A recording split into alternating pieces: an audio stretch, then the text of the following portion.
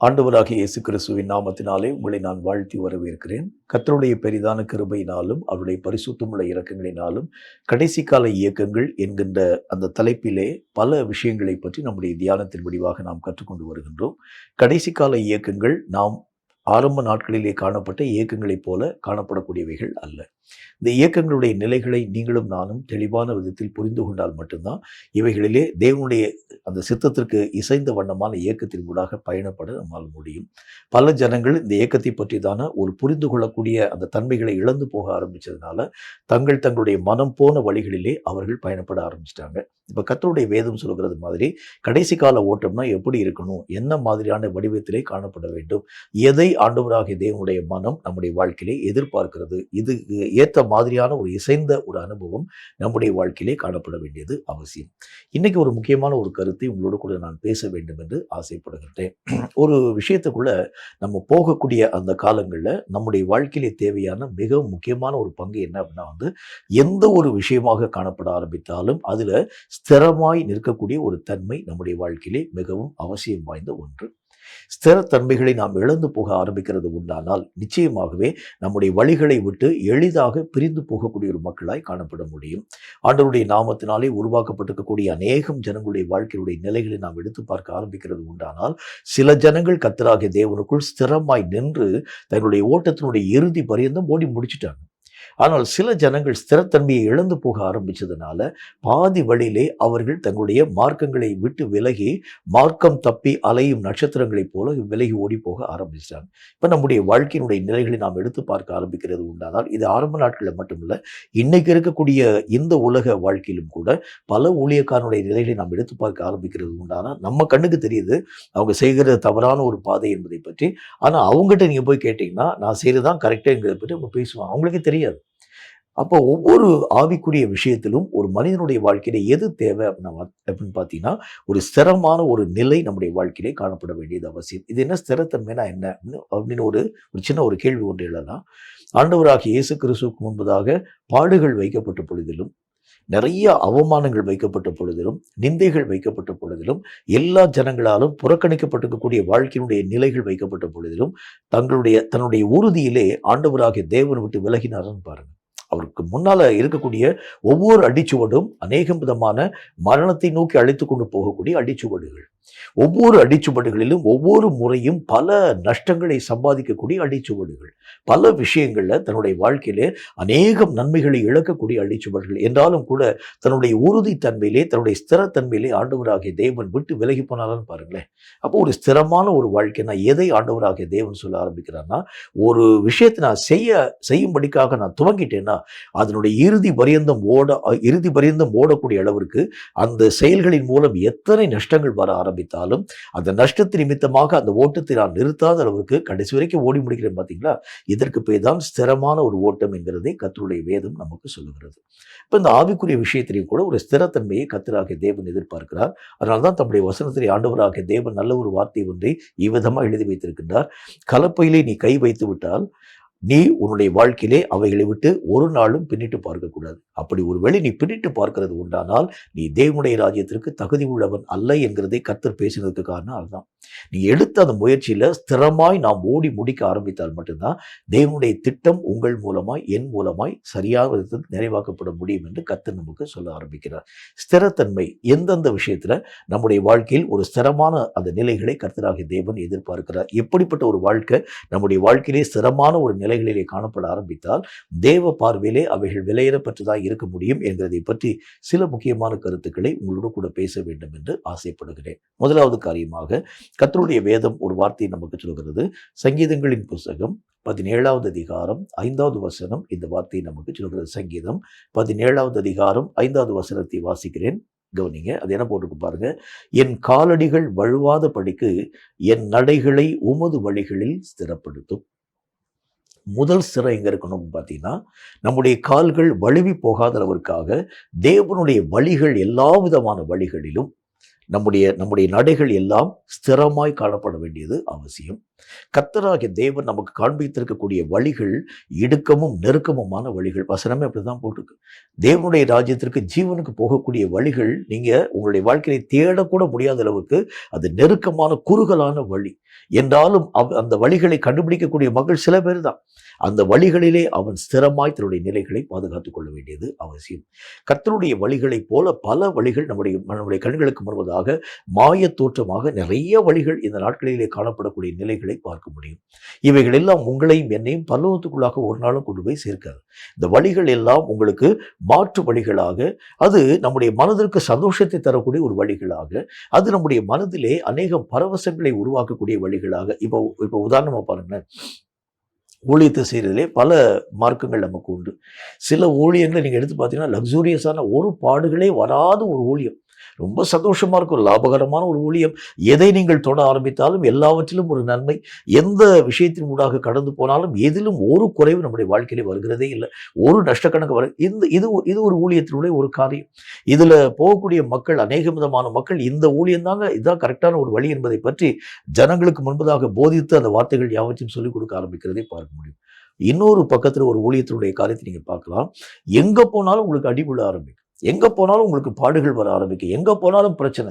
நீங்கள் நன்மையான விஷயத்தை செஞ்சிருப்பீங்க, ஆனால் அநேகம் பழிகளும் அநேகம் தீமையான காரியங்களும் உங்களுக்கு விரோதமாய் உருவாக்கப்பட ஆரம்பிக்கிறத பார்க்க முடியும். இப்போ பக்கத்தில் இருக்கக்கூடிய மனுஷன் நம்மளை பார்த்து சொல்லுவாங்க, பாருங்க நானும் ஊழியம் பார்க்குறேன், நீயும் ஊழியம் பார்க்குற, ஆனால் உன்னுடைய ஊழியத்திலே அடுத்த கட்ட நகர்வை கூட நகர்த்தவனால முடியல, ஆனால் என்னுடைய ஊழியத்தை பாரு, எதிலும் தடை இல்லாமல் அவ்வளவு தீர்க்கமாக நான் ஓட ஆரம்பிக்கின்றேன். இப்போ கர்த்தர் என்ன சொல்லுவாருன்னா, அதாவது கேட்டுக்கு போகக்கூடிய வழி அது விசாலமான வழி தான், உங்களுக்கு பிரச்சனையே வராது, எந்த தடையும் வராது, எங்கேயும் எந்த விதமான இழப்பு உங்கள் வாழ்க்கையில் வராது. ஆனால் ஜீவனுக்கு போகக்கூடிய வழியில் பல இழப்புகள் நம்முடைய வாழ்க்கையில உருவாக்கப்பட்டு தான் தீர முடியும், பல நஷ்டங்கள் வாழ்க்கையில் வரும். அப்போ வசனத்தில் ஆண்டவராகிய தேவன் சொல்லுகின்றார், உம்முடைய வழி எதுவோ அதிலே என்னுடைய நடைகளை நீ சிறப்படைய பண்ணும். எது உங்களுக்கு பிரியமான மார்க்கம், நான் எங்கே போகணும், எது என்னுடைய வாழ்க்கையிலே ஒருவேளை அடைக்கப்பட்டு வழியே இல்லைங்க, சாகிறது ஒன்றுதான் எனக்கு வழி என்று சொன்னாலும் அது உம்முடைய வழியாக இருக்கிறது உண்டானால் என் நடைகள் அதிலே ஸ்திரமாக இருக்கட்டும் ஆண்டவரே. இதை விட்டு நான் எங்கேயும் போகக்கூடாது. மற்றவங்க சொல்கிறாங்க, மற்றவங்க காமிக்கக்கூடிய வழியை நான் பார்க்குறேன், இவங்க சொல்லக்கூடிய அநேக விதமான நிலைகளை நான் பார்க்குறேன். சில ஜனங்கள் சொல்கிறாங்க, இந்த மார்க்கத்தின் ஊடாக நீ பயணப்பட வேண்டும், இதில் உனக்கு அநேக விதமான பணங்கள் மழையை போல கொட்ட ஆரம்பிக்கும் சொல்கிறாங்க. அநேக விதமான மக்கள் சொல்கிறாங்க, இந்த வழியில் நீ இந்த மார்க்கத்தின் ஊடாக போகிறது உண்டானால் நிறைய புகழ் வரும், நிறைய ஜனங்கள் வருவாங்கன்னு சொல்லி. ஆனாலும் கூட அந்த பக்தன் என்ன வார்த்தையை சொல்லுகின்றார், எது ஜீவனுக்கு போகக்கூடிய வழி, எது உம்முடைய வழியோ அதிலே நான் ஸ்திரமாய் நிற்க நீர் எனக்கு கிருபைத்தார். எதை இழந்து போனாலும் பரவாயில்ல, என்ன நஷ்டம் என்னுடைய வாழ்க்கையிலே கொடுக்கப்பட ஆரம்பிச்சா கூட பரவாயில்ல, மக்கள் நம்பினவர்கள் எல்லா ஜனங்களும் என்னுடைய வாழ்க்கையினுடைய நிலைகளை கைவிட்டு போக ஆரம்பிச்சா கூட பரவாயில்ல, உம் வழி எதுவோ அதிலே நான் ஸ்திரமாய் நிற்க எனக்கு கிருபை தாரும். அப்போ நம்முடைய ஸ்திரத்தன்மை எங்கே இருக்கணும் அப்படின்னா அந்தந்த காலங்களுக்கு ஏற்ற மாதிரி வளையக்கூடிய ஒரு வளைவாக அல்ல, எது ஆண்டவராகிய தேவனுடைய மார்க்கம் என்கிறது நீங்கள் தெரிந்து கொள்ள ஆரம்பித்த பிறகு அவைகளை விட்டு விலகாதவருக்கு அந்த வழிகளிலே ஸ்திரமாய் நீங்கள் நடக்க பழக வேண்டியது அவசியம். ஒருவேளை அந்த வழியில அநேக விதமான தடைகள் காணப்பட ஆரம்பிக்கிறது உண்டானால் உடனே நீங்க யோசிச்சிடக்கூடாது, இந்த தடைகள் எல்லா விதமான காரியங்கள் எனக்கு முன்பதாக இருக்கிறது, இந்த வழியை மாற்றி நான் இன்னொரு வழியில இல்லை, தடைகளை உடைச்சு போகணும், உடைச்சுதான் போகணும். அதுதான் கர்த்தருடைய மார்க்கம், என்ன அப்படிதான் போகணும். இதை உடைக்கக்கூடிய அளவுக்கு பலம் இல்லையே, இதை உடைக்கக்கூடிய அளவுக்கு எந்த விதமான சத்துவம் இல்லையே, அதை பற்றி நீங்கள் நான் யோசிக்க வேண்டிய அவசியம் இல்லை. இதுதான் கர்த்தராகிய தேவன் காண்பிக்கக்கூடிய வழி என்றால் அவைகளுக்காக நீங்க உட்கார்ந்து இங்கே ஜெபம் பண்ணுங்க, தடைகளை உடைய பண்ணும்படிக்காக ஜெபம் பண்ணுங்க. அநேக விதமான மக்கள் சொல்லுவாங்க, ஏன்பா, அதாவது இந்த மார்க்கத்தின் ஊடாக நீ ஏன் கடந்து போக வேண்டும், இதுக்கு ஒத்த பக்க வழி ஒன்று இருக்கு பாரு, இந்த வழியில அநேக விதமான தடையே இல்லாத ஒரு வழி இருக்கிறது, எந்த ஸ்பீட் பிரேக்கருமே அங்கே உனக்கு கிடையாது, நீ வாடகை உன்னுடைய இஷ்டத்தின்படி ஓடலாம் என்று சொல்லி ஒருவேளை மக்கள் நமக்கு ஆலோசனைக்குரிய வார்த்தைகளை பேச ஆரம்பித்தாலும் உனக்கு தேவனாகிய கர்த்தர் வைத்திருக்கக்கூடிய வழியில தடை இருக்கிறது உண்டானால், மரணம் இருக்கிறது உண்டானால், பாடு இருக்கிறது உண்டானால், வேதனை இருக்கிறது உண்டானால் அந்த வழியிலே நான் ஸ்திரமாய் நிற்க பழக வேண்டியது அவசியம். இயேசுவுக்கு பிதாவாகிய தேவன் கொடுத்த வழியை பாருங்க, பவுல் அப்போஸ்தலனுக்கு கர்த்தராகிய தேவன் கொடுத்த வழியை பாருங்க, பேதுருக்கு ஆண்டவராகிய தேவன் கொடுத்த வழியை பாருங்க.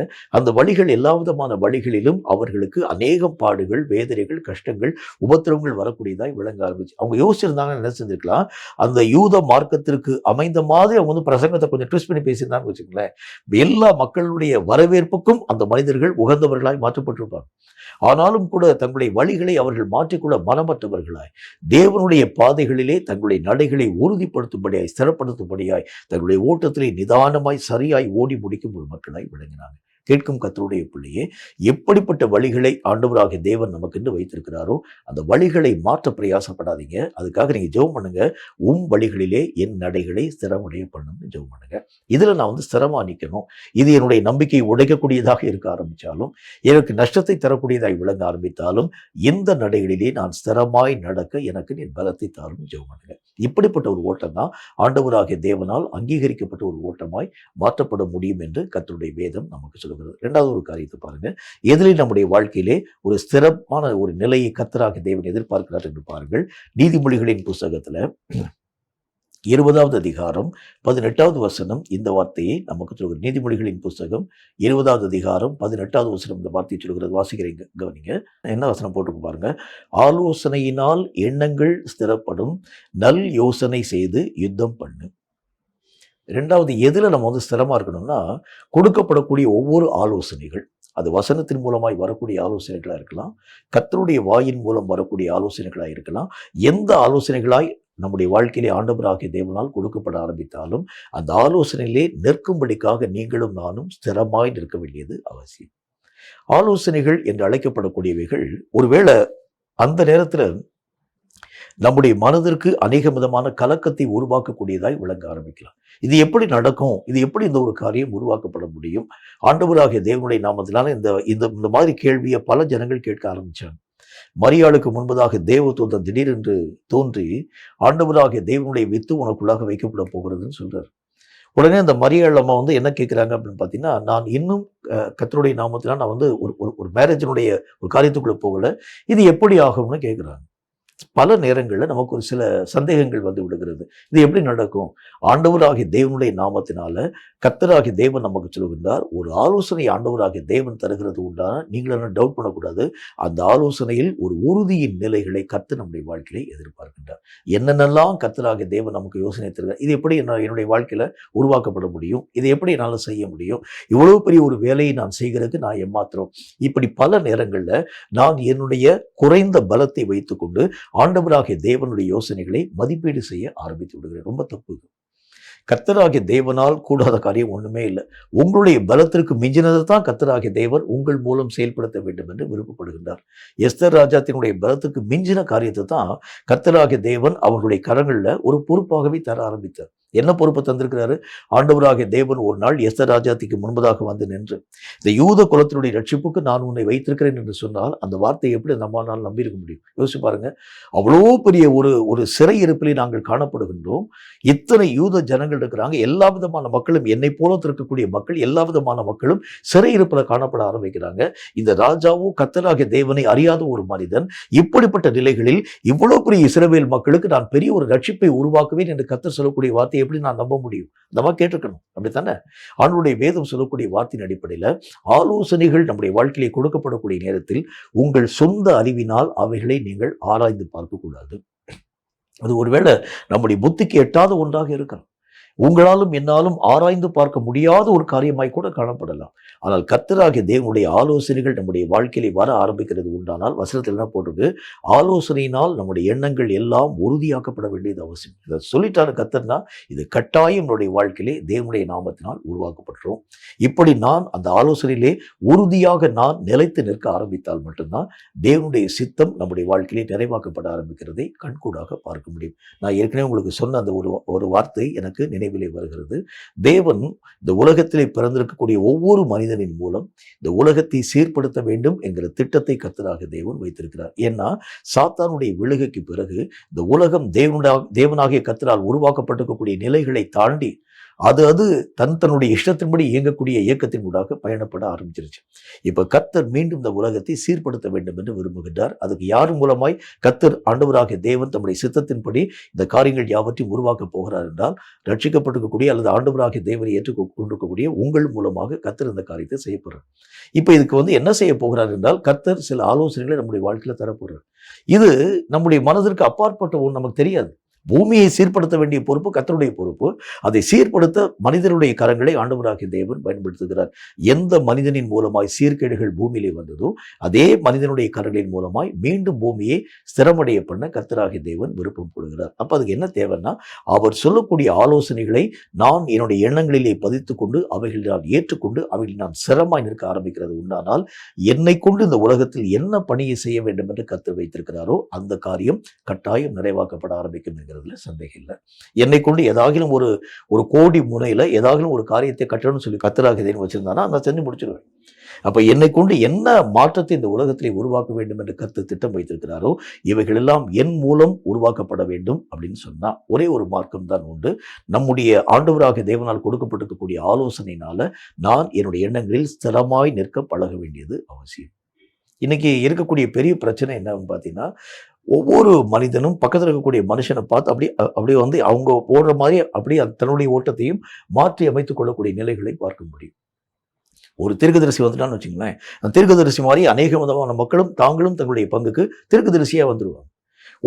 ஒரு கர்த்தருடைய நாமத்தினால் ஒரு சுவிசேஷன் எழும்பி அவன் மூலமாய் பெரிய நன்மைகள் உருவாக்கப்படுகிறது என்று வைத்துக் கொள்ளுங்களேன். அதை பார்க்கக்கூடிய எல்லா விதமான மக்களும் அவனை மாதிரியே தானும் தன்னுடைய ஓட்டத்தில் ஓடணும். அப்படி வந்து அவங்க வந்து அநேக விதமான அந்த எண்ணங்களின் ஊடாக அந்த ஜனங்களும் கடந்து போக ஆரம்பிக்கிறத பார்க்க முடியும். நல்லா நீங்க புரிஞ்சுக்கங்க, ஒவ்வொரு மனிதருக்கும் ஒவ்வொரு திட்டத்தை கர்த்தர் வச்சிருக்கிறாரு. ஒவ்வொரு மனிதருக்கும் பூமியை சீர்படுத்த ஒவ்வொரு விதமான பணியை கர்த்தர் வச்சிருக்கிறார். உங்களுக்கு என்ன ஆலோசனை கர்த்தர் தந்திருக்கிறாரோ அதில் நீங்கள் உறுதியாய் நீங்கள் ஸ்திரமாய் நிற்க ஆரம்பித்தால் உங்களை கொண்டு இந்த உலகத்தில் என்ன மாற்றத்தை கர்த்தர் செய்ய வேண்டும் என்று வைத்திருக்கிறாரோ அந்த திட்டம் உங்கள் கரங்களின் மூலம் தடையில்லாமல் நிறைவாக்கப்பட ஆரம்பிக்கும் என்கிறதில் சந்தேகம் ஒன்றும் இல்லை. மூன்றாவது ஒரு முக்கியமான விஷயத்தை பற்றி பாருங்க. கர்த்தருடைய வேதம் என்ன வார்த்தை நமக்கு சொல்கிறது? 2 தெசலோனிக்கேயரின் புஸ்தகத்துல 2வது அதிகாரம் 17வது வசனம் இந்த வார்த்தையை நமக்கு 2 தெசலோனிக்கேயர் 2வது அதிகாரம் 17வது வசனத்தை கொஞ்சம் நிதானமா வாசிக்கிறேன், கவனிங்க. அது என்ன போட்டு பாருங்க. உங்கள் இருதயங்களை தேற்றி எல்லா நல் வசனத்திலும் நற்கிரியைகளிலும் உங்களை ஸ்திரப்படுத்துவாராக. மூன்றாவது முக்கியமான ஒரு காரியம் என்ன அப்படின்னா வந்து, உலகத்துல உங்களையும் என்னையும் கர்த்தராகிய தேவன் உண்டாக்குனதுக்கு ஒரு முக்கியமான நோக்கம் என்ன பார்த்தீங்கன்னா, எல்லா ஜனங்களுக்கும் நல்ல கிரியைகளை செய்யுங்கள். அவங்க வந்து உங்களுக்கு அருகாமையிலே காணப்படக்கூடிய மக்களோ அல்லது அவர்கள் உங்களுக்கு அந்நியமானவர்களோ, அவர்கள் உங்களுக்கு ஆப்த நண்பனாய் காணப்படக்கூடியவனோ அல்லது அவன் உனக்கு விரோதியாய் காணப்படக்கூடியவனோ, உங்களால் ஆன மட்டும் நல்ல கிரியைகளை செய்யும்படிக்காகவே தேவன் உங்களையும் என்னையும் உருவாக்கி வைத்தார். இப்ப நம்முடைய வாழ்க்கையில கர்த்தராகிய தேவனுக்கு முன்பதாக தேவன் தம்முடைய வார்த்தைகளை பேசும்போது அவர் என்ன விதமான வார்த்தையை சொல்லுகின்றார்? ஆயக்காரரும் பாவிகளும் என்ன காரியத்தை செய்யறாங்க? உங்களை நேசிக்கிறவர்களையே நீங்கள் நேசிக்கிறது உண்டானால் நீங்கள் நன்மையான காரியங்களை எந்த விதமான நன்மையான காரியத்தை செய்யறீங்க? ஆயக்காரரும் பாவிகளும் அப்படித்தான் செய்யறாங்க. அப்போ உங்களுடைய காரியம் எப்படி இருக்க வேண்டும்? நன்மை செய்யக்கூடிய மக்களுக்கு நன்மை செய்யக்கூடிய மக்களா இல்லை, தீமை செய்யக்கூடிய மக்களுக்கும் நன்மைகளை செய்யுங்கள். உங்களுக்கு விரோதமாய் காணப்படக்கூடிய எல்லா விதமான மக்களுக்கும் நல்ல கிரியைகளை உருவாக்குங்கள். இந்த பூமியில கர்த்தராகிய தேவனுடைய திட்டம் என்ன அப்படிங்கிறத பற்றி உங்களுக்கு நான் வந்து சில வார்த்தைகளின் மூலமாய் சொல்ல வேண்டியது அவசியம். இப்போ இந்த பூமி எல்லா விதமான நிலையில் நாம் பார்க்க ஆரம்பிக்கிறது உண்டானால் ஒன்றோடு கூட ஒன்று சண்டை போடவும், ஒருவனுக்கு விரோதமாய் ஒருவன் எழும்பவும், எல்லா விதமான மக்களுடைய மனதில் இவனை அழிக்கலாம், இவனை கொல்லலாம், இவனை மேற்கொள்ளலாம், இவனுடைய நாட்டை நம்ம வந்து கேப்சர் பண்ணிடலாம், இப்படி ஒருவனை ஒருவன் அடிக்கவும் கடிக்கவும் பட்சிக்கவும் தக்கதான சூழ்நிலைகள் இந்த நாட்டிலே உருவாக்கப்பட்டு கொண்டு வருகிறதை பார்க்க முடியும். ஆனா உலகத்தை கர்த்தர் உருவாக்கும் போது எப்படி உருவாக்குனாரு? இனி வரக்கூடிய உலகமும் எப்படியாய் வரப்போகிறதுன்னு சொல்லக்கூடிய அந்த வார்த்தையை நீங்க எடுத்து வாசி பார்த்தீங்கன்னா, ஏசாயா தீர்க்கதரிசியின் புத்தகத்தை நீங்க வாசி பார்க்கலாம். 1000 வருஷம் அந்த அரசாட்சியில இந்த உலகம் எப்படியாய் காணப்பட போகிறது? ஆண்டவராகிய தேவன் தம்முடைய வாக்கியத்தின் மூலம் சொல்கின்றார், ஒரு ஆடும் ஒரு சிங்கமும் ஒன்னாவே இருக்கும்.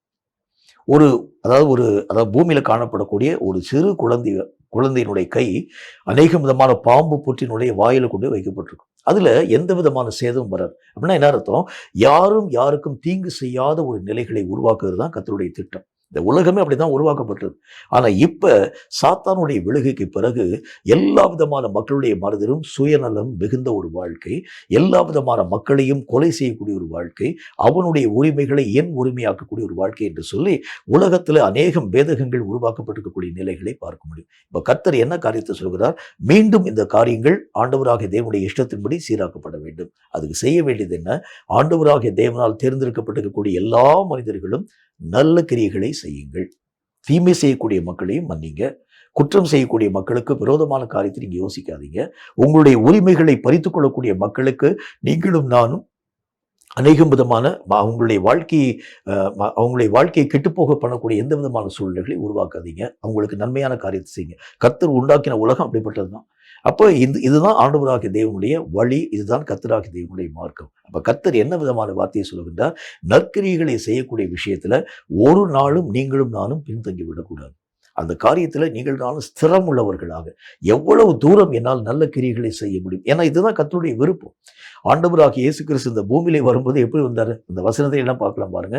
எல்லா விதமான மக்களுடைய வாழ்க்கையிலே காணப்படக்கூடிய பிசாசுகளை துரத்தி அற்புதங்களை செய்து நன்மை செய்யும் தேவனாகவே கர்த்தராகிய இயேசு கிறிஸ்து சுற்றி தெரிய ஆரம்பிச்சார். அப்ப நன்மையான காரியங்களை செய்கிறது தான் கர்த்தராகிய தேவனுடைய அந்த வசனம் சொல்லக்கூடிய வார்த்தை.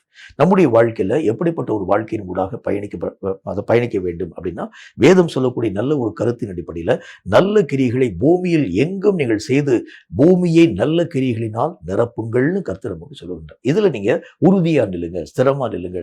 சில மக்களுக்கு, நான் அறிந்த மக்களுக்கு நான் நன்மை செய்வேன், நான் அறியாத இருக்கக்கூடிய மக்களுக்கு நான் நன்மை செய்வேன். இல்லை, பூமியை நீங்கள் உங்கள் நல்ல கிரியைகளினால் நிரப்புங்க. ஏன்னா பூமி இப்ப கெட்டு போயிடுச்சு.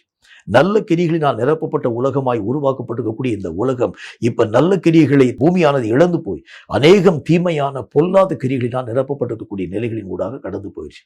முன்பு ஆண்டவராகிய தேவனுடைய கிரியைகளாக நல்ல கிரியைகள் தான் பூமியில இருந்துச்சு.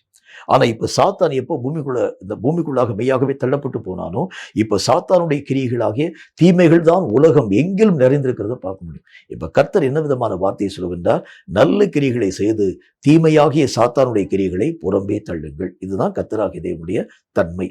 இதுல நீங்க உறுதியாக நீங்கள் காணப்பட வேண்டும் என்று கர்த்தர் தம்முடைய வசனத்தின் மூலம் சொல்கின்றார். தீமையை நீங்கள் விட்டு விலக்க வேண்டும் என்று சொன்னால், தீமையை இந்த பூமியை விட்டு நீங்கள் அப்புறப்படுத்த வேண்டும் என்றால், இவைகளை எந்த விதமான காரியத்தினாலும் உங்களாலும் ரீப்ளேஸ் பண்ண முடியாது. நன்மையான கிரியைகள் நீங்கள் செயல்படுத்த ஆரம்பித்தால் மட்டும்தான் தீமை தானாக விலகி போக ஆரம்பிக்க முடியும். அப்ப வேதம் சொல்லக்கூடிய வார்த்தையின் அடிப்படையில் நன்மை செய்யக்கூடிய விஷயத்துல ஒரு ஸ்திரமான ஒரு மக்களாக நீங்களும் நானும் இயங்க வேண்டும் என்று கர்த்தர் நமக்கு சொல்கின்றார். நான்காவது ஒரு விஷயத்தை பாருங்க. கர்த்தருடைய வேதம் சொல்லக்கூடிய மற்றும் ஒரு வார்த்தையாக வெளிப்படுத்தின விசேஷத்துல 3வது அதிகாரம் 2வது வசனம் இந்த வார்த்தையை நமக்கு சொல்கிறது. வெளிப்படுத்தின விசேஷம் 3வது அதிகாரம் 2வது வசனத்தை நிதானமாய் வாசிக்கிறீங்க. நீங்க அது என்ன போட்டு பாருங்க. நீ விழித்து கொண்டு சாகிறதற்கு ஏதுவாய் இருக்கிறவைகளை ஸ்திரப்படுத்து, உன் கிரியைகள் தேவனுக்கு முன் நிறைவுள்ளவைகளாக நான் காணவில்லை. 4வது விஷயமாக கர்த்தராகிய தேவன் என்ன வார்த்தை சொல்கின்றார்? எவைகள் எல்லாம் உங்களை ஆண்டவராகிய தேவனை விட்டு பிரித்து நித்திய மரணத்தை நோக்கி நடத்துகிறதோ அவைகளை நீங்கள் மெய்யாகவே ஸ்திரமடைய பண்ணி ஜீவனுக்கு போகக்கூடிய மக்களாக நீங்கள் உருவாக்கப்பட வேண்டியது அவசியம் என்று கர்த்தர் நமக்கு சொல்கின்றார். நல்ல கிரியைகள் செய்கிறது மட்டுமல்ல, உங்களுடைய வாழ்க்கையை சாபக்கினமாக இழுத்து கொண்டு போகக்கூடிய பலவிதமான மார்க்கங்கள். நம்முடைய வாழ்க்கையிலே சில கருத்துக்கள் நல்ல கருத்துக்கள் இருக்கலாம். ஆனால் பல கருத்துக்கள் உங்களுடைய ஆவிக்குரிய நிலைகளை கெட்டுப்போக பண்ணக்கூடிய கருத்துக்களை உள்ளடக்கின ஒரு மக்களாக விளங்க ஆரம்பிக்கிறதை பார்க்க முடியும். நிறைய ஜனங்களுக்கு உதவி செய்வீங்க, நிறைய மக்களுக்காக நீங்க ஜெபிப்பீங்க. ஆனால் உங்களுக்கு விரோதமாய் ஏதாகிலும் ஒரு குற்றம் செய்திருக்கக்கூடிய மனிதனை மன்னிக்க நம்மளால முடியாது. இவைகள் சாவுக்கு இனமான ஒன்று என்கிறதை முதல் காரணம் நீங்க புரிஞ்சுக்கணும். இப்ப கர்த்தர் என்ன சொல்லுகின்றார்? நீங்க மற்ற எல்லா விதமான கிரியைகளையும் செய்றீங்க, கரெக்ட் தான். ஆனால் உங்களை சாவுக்கு இனமாக இழுத்துக்கொண்டு போகக்கூடிய இந்த காரியத்தை முதல் விஷயமாய் நீங்களும் நானும் ஸ்திரமடைய பண்ண வேண்டியது அவசியம். இதை விட்டு நீங்க விலகணும். இது உங்களுடைய வாழ்க்கையில் இருக்கக்கூடிய வரைக்கும் நீங்கள் செய்த ஆயிரக்கணக்கான கோடிக்கணக்கான நல்ல கிரியைகளை இவைகள் எல்லாம் ஒன்றுமில்லாமல் மாற பண்ண ஆரம்பிச்சிடும். நீங்க செய்யக்கூடிய எல்லா விதமான நன்மையான காரியங்களை இந்த தவறான சில சுபாவங்கள் கெட்டு போக பண்ண ஆரம்பிச்சிடும். அதனாலதான் கர்த்தருடைய வசனத்துல, பிரசங்கியின் புஸ்தகத்துல அவர் என்ன விதமான வார்த்தை எழுத ஆரம்பிக்கின்றார் அப்படின்னா, அவர் சொல்லக்கூடிய வார்த்தையின் அடிப்படையில செத்து போய் இருக்கக்கூடிய சில ஈக்கள் தைலக்காரின் ரொம்ப கஷ்டப்பட்டு செய்து வைத்திருக்கக்கூடிய அந்த நலத தைலத்தினுடைய எல்லா விதமான வாசனையை நார பண்ண ஆரம்பிச்சிடும், கெட்டு போக பண்ண ஆரம்பிச்சிடும். நமக்குள்ள இருக்கக்கூடிய சின்ன சின்ன சுபாவம், மற்றெல்லாம் நல்ல சுபாவம் நிறைய வச்சிருக்கிறேன், கோடிக்கணக்காக வச்சிருக்கிறேன். ஆனால் இருக்கக்கூடிய இந்த சின்ன சில சுபாவங்கள் ஆண்டவராகிய தேவனுக்குள் நான் செய்திருக்கக்கூடிய எல்லா நல்ல கிரியைகளையும் கெட்டு போக பண்ண ஆரம்பிச்சிடும். அப்ப கர்த்தர் என்ன சொல்லுகிறார் அப்படின்னு பார்த்தீங்கன்னா, இவைகள் எல்லாம் உங்களுடைய வாழ்க்கையிலே சீர்கட பண்ணக்கூடிய ஏதாகிலும் விஷயம் இருக்கிறது உண்டானால் அவைகளை விட்டு விலகக்கூடிய அளவிற்காக அவைகளை நீங்கள் ஸ்திரமடைய பண்ண வேண்டியது அவசியம். இன்னொரு மார்க்கத்தை உங்களுக்கு சொல்ல வேண்டியது அவசியம். இதுல ஸ்திரத்தன்மை ஏன் வரணும் அப்படின்னு பார்த்தீங்கன்னா, இவைகள் எல்லாம் சாத்தான் உங்களுக்குள் வரக்கூடிய வழிகளிலே காணப்படக்கூடிய பலவீனமான பகுதிகள். இப்ப சாவுக்கு ஏதுவான காரியம் அப்படின்னா சாத்தானால் சாவு பூமிக்குள்ள வந்துச்சு. இப்ப சாத்தான் வரக்கூடிய வழியாகி இந்த சாவுக்கினமான காரியம், இது நீங்க ஸ்திரமடைய பண்ணாது இருக்கிறது உண்டானால் எந்த நேரத்தில் வேண்டுமானாலும் சாத்தான் உங்களுக்குள்ள உள்ள வந்து போகலாம். ஒரு முறை சாத்தான் வந்துட்டான்னு என்ன செய்வான் பாருங்க. உங்களுக்கே நான் பல முறை என்னுடைய செய்தியில இதே விதமான காரியத்தை பத்தி நான் பேசியிருக்கிறேன். உங்களுக்குள் இருக்கக்கூடிய தேவனாகிய கர்த்தருடைய சாயல்கள் எல்லாவற்றையும் அவன் மெய்யாகவே திருடிட்டு போயிடுவான், அழிச்சிட்டு போயிடுவான். அப்ப ஒவ்வொரு முறையும் சாத்தான் வரக்கூடிய வழிகளை நீங்கள் சிரமடைய பண்ணாமல் உங்களுடைய ஆவிக்குரிய நிலைகளை உறுதியாக நிலைநிறுத்துகிறது கடினம். அப்போ முதல் காரியம் என்ன? எந்த இடத்துல என்னுடைய வழிகளிலே அநேகம் விதமான தடுக்கக்கூடிய அநேகம் விதமான சுவர்களுக்கு பதிலாக எளிதாக முறித்து உள்ள வரக்கூடிய சத்துரு உள்ள வரக்கூடிய மார்க்கங்கள் எங்கெங்கே இருக்கிறதோ அவைகளை முதல் காரியம் நீங்கள் சிரமடைய பண்ண வேண்டியது அவசியம். எனக்குள்ள சாத்தான் வரக்கூடிய மார்க்கம் எங்கெங்க இருக்குன்னு பாருங்க, ஆராய்ஞ்சு பாருங்க. இவைகளை நீங்கள் உறுதிப்படுத்தப்பட ஆரம்பித்தால் மட்டும்தான் இனி சாத்தான் உள்ளே வந்து உங்களுக்குள் காணப்படக்கூடிய ஆவிக்குரிய விஷயங்களை திருடி கொண்டு போக அவனால் முடியாது. அப்ப கர்த்தர் என்ன விதமான வார்த்தையை சொல்றாரு பார்த்தீங்கன்னா, ஆண்டவராகிய தேவனுடைய நாமத்தினாலே சாத்தான் வரக்கூடிய வழிகள் எங்காகிலும் என்னுடைய வாழ்க்கையில் இருக்கிறது உண்டானால் இனி சாத்தான் உள்ளே வரவே முடியாத அளவிற்கு அந்த வழிகளை நான் உறுதிப்பட பண்ண வேண்டியது அவசியமான ஒன்று. அதை நான் உறுதிப்படுத்தணும். அப்படி இருந்தால் தான் இனி ஒரு முறை சாத்தான் உள்ளே வந்து நான் இவ்வளவு நாள் கஷ்டப்பட்டு பெற்றிருக்கக்கூடிய ஆவிக்குரிய நன்மைகளை திருடிக்கொண்டு போகாத அளவிற்காக ஜாக்கிரதையாய் என்னுடைய எல்லா விதமான நிலைகளையும் பாதுகாத்துக் கொள்ள முடியும். அப்ப கர்த்தர் சொல்லக்கூடிய வார்த்தையின் அடிப்படையில் ரொம்ப ஜாக்கிரதையா இருங்க. இந்த விஷயத்தை நீங்கள் ஸ்திரப்படுத்தக்கூடிய இந்த விஷயத்துல ரொம்ப கேர்ஃபுல்லாக நீங்க காணப்படுங்க. நீங்க மற்ற எல்லா காரியத்தையும் நான் கரெக்டா இருக்கிறேங்க, எல்லாமே எனக்கு நல்லா இருக்குன்னு சொல்லி மற்றவைகளை மட்டும் நீங்கள் கண்டு உங்களுடைய வாழ்க்கையிலே ஸ்திரமற்ற காரியங்களில் நீங்கள் ஸ்திரமடைய பண்ணாது இருக்கிறது உண்டானால் உங்களுடைய ஆவிக்குரிய ஓட்டத்தினுடைய முழுமையை நீங்கள் இழந்து போக ஆரம்பிச்சிருவீங்க. அப்ப எதையெல்லாம் நீங்க உறுதிப்படுத்த வேண்டுமோ, எதையெல்லாம் நீங்க சிரமடைய பண்ண வேண்டுமோ அவைகளை நீங்கள் உறுதிப்படுத்த ஆரம்பித்தால் மட்டும்தான் கர்த்தராகிய தேவனுடைய வருகை காலம் பரியந்தம் உங்களுக்குள் கொடுக்கப்பட்டிருக்கக்கூடிய எந்த நன்மைகளையும் இழக்க விடாமல் நீங்கள் பாதுகாப்பாக நின்று கர்த்தருடைய ராஜ்யத்தை சென்று அடைய நம்மால் முடியும். நான் ஒரே ஒரு விஷயத்தை சொல்ல பாருங்க. கர்த்தருடைய வேதம் சொல்லக்கூடிய மற்றும் ஒரு வார்த்தையின் அடிப்படையில் யாக்கோபு எழுதின நிருபத்தில் 5வது அதிகாரம் 8வது வசனம் இந்த வார்த்தையை நமக்கு சொல்கிறது. யாக்கோபு 5வது அதிகாரம் 8வது வசனம் இந்த வார்த்தையை சொல்கிறது. அதை நான் உங்களுக்கு வாசிக்கிறேன் பாருங்க. நீங்களும் நீடிய பொறுமையோடு இருந்து உங்கள் இருதயங்களை ஸ்திரப்படுத்துங்கள், கர்த்தரின் வருகை சமீபமாய் இருக்கிறதே. கர்த்தராகிய தேவன் சொல்லுகின்றார், கடைசியில் எதில் நம்ம உறுதியாக நிற்கணும், எதில் நம்ம ஸ்திரமாக நிற்கணும்னு பார்த்தீங்கன்னா, நீடிய பொறுமையில் கர்த்தராகிய தேவன் ஏதாகிலும் ஒரு காரியத்தை தருகிறதுக்கு தாமதமாய் காணப்பட ஆரம்பித்தாலும் பொறுமையாக காத்திருங்க. அது வரக்கூடிய வரைக்கும் நீங்க வெயிட் பண்ணுங்க. அதற்காக நீங்கள் பக்க வழிகளின் ஊடாக நீங்க கடந்து போயிடக்கூடாது, மார்க்கம் தப்பி போயிடக்கூடாது. தேவன் தரக்கூடிய வரைக்கும் எந்த காரியத்தை நீங்கள் கர்த்தராகிய தேவனுடைய சமூகத்தை நீங்க கேட்க ஆரம்பிச்சாலும் ஒரு விஷயத்தை நீங்க உங்களுடைய வாழ்க்கையில ஆழமான தன்மையாக நீங்கள் புரிந்து கொள்ள வேண்டும். எதையாச்சும் ஒரு காரியத்தை நீங்க கேட்கறது உண்டானா அந்த காரியத்தை கர்த்தராகிய தேவன் தராமல் ஒரு நாளும் விடவே மாட்டார். ஒருவேளை காலதாமதம் ஆகலாம், ஆனால் நீங்கள் கேட்ட அந்த காரியத்தை கர்த்தர் நிச்சயமா உங்களுடைய வாழ்க்கையிலே தந்தே தீருவார். அது வரைக்கும் நீங்க வெயிட் பண்ணுங்க. அந்த காரியம் இதுவரைக்கும் என்னுடைய வாழ்க்கையில ஆண்டவராகிய தேவனுடைய சமூகத்தை நோக்கி நான் ஜெபிச்சு கேட்டு அந்த காரியம் வரலன்னு சொல்லும் போது உடனே பக்க வழிகளிலே கடந்து போய் அதே போல அநேக விதமான காரியத்தின் ஊடாக நீங்களும் நானும் கடந்து போய் அவைகளை பெரும்படிக்காக முயற்சிக்க கூடாது, தப்பு. கர்த்தர் சொல்கின்றார், என்ன காரியத்தை இங்க கேட்டாலும் அவைகளை தரக்கூடிய ஒரு தேவனாகி கர்த்தரை நோக்கி இங்க கேட்கிறீங்க, அவர் கட்டாயம் தருவாரு. ஆனாலும் சில காலங்கள் கர்த்தராகிய தேவன் தாமதப்படுத்துகிறது உண்டானால் அது வரைக்கும் நீடிய பொறுமையாய் காத்திருங்கள். கர்த்தர் கிரியை செஞ்சாதான் ஒவ்வொரு காரியத்தினுடைய முழுமையை நீங்கள் பெற்றுக்கொள்ள முடியும். நல்லா நீங்க புரிஞ்சுக்கங்க. மனிதர்கள் மூலமாய் வரக்கூடிய உதவிகளின் மூலமாய் ஏதாகிலும் ஒரு காரியத்தை நீங்க சாதிக்க நீங்க பிரயாசப்பட்டீங்கன்னா ஆண்டவராகிய தேவனுடைய மகிமையை நாம் இழந்து போயிடுவோம். கர்த்தர் என்ன சொல்ல வருகிறார் சொன்னா, கர்த்தரை நீங்கள் கிரியை செய்ய விடுங்க. அதுக்கு முக்கியமான தேவை என்ன? கர்த்தர் உங்கள் வாழ்க்கையை கிரிகளை நடப்பிக்க வேண்டும் என்றால் பொறுமையாய் நீங்கள் காத்திருக்க வேண்டும். கர்த்தராகிய தேவன் கிரியை செய்யறதுக்கு முன்னால் நீங்களே போய் எந்திரிச்சு போய் ஏங்கிடக்கூடாது. கர்த்தராகிய தேவனுடைய அந்த வேலைகள் வருகிறதற்கு முன்பதாக, அந்த வேலை வருகிறதுக்கு முன்பதாக நீங்களாக இயங்க ஆரம்பிக்கிறது உண்டானால் தேவனுடைய முழு மகிமையை நீங்களும் நானும் இழந்து போக ஆரம்பிச்சிடும். இப்ப கர்த்தர் என்ன சொல்லுகின்றார்? தேவனை கிரியை செய்ய விடும்படிக்காக எல்லா விதமான விஷயத்திலும் நீடிய பொறுமையிலே ஸ்திரமாய் நீங்கள் காத்திருங்க. கர்த்தாவே நீங்களே கிரியை செய்யுங்க, நானா என்னுடைய இயக்கத்தின் ஊடாக போகக்கூடாது. எனக்கு பிரியமான பலவிதமான பாதைகளை நான் பார்க்கிறேன்.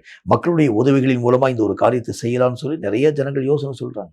அநேக விதமான மக்களுடைய ஒத்தாசையின் மூலம் இந்த ஒரு காரியத்தை செய்யலாம்னு சொல்றாங்க.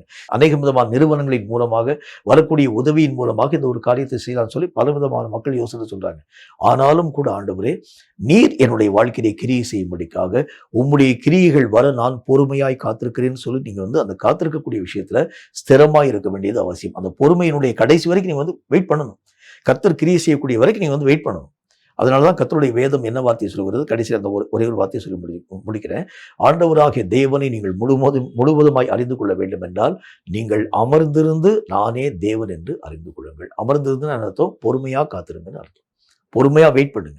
கர்த்தர் கிரியை செய்யக்கூடிய வரைக்கும் நீங்க வெயிட் பண்ணுகிறது உண்டானால் தேவன் தான் தேவன் என்பதை நிரூபித்து காண்பித்து விடுவார். கேட்கும் கர்த்தருடைய பிள்ளையே, இந்த காலங்களில் ஆண்டவராகிய தேவனுடைய நாமத்தினால் ஸ்திரமான ஒரு வாழ்க்கையை வாழ வேண்டும். இந்த பொறுமையில் தான் நிறைய பரீட்சிக்கப்படக்கூடிய நிலைகள் நம்முடைய வாழ்க்கையில உருவாக்கப்பட ஆரம்பிச்சோம். பக்க வழியில் ஈஸியாக நம்ம வந்து போயிடுவோம்.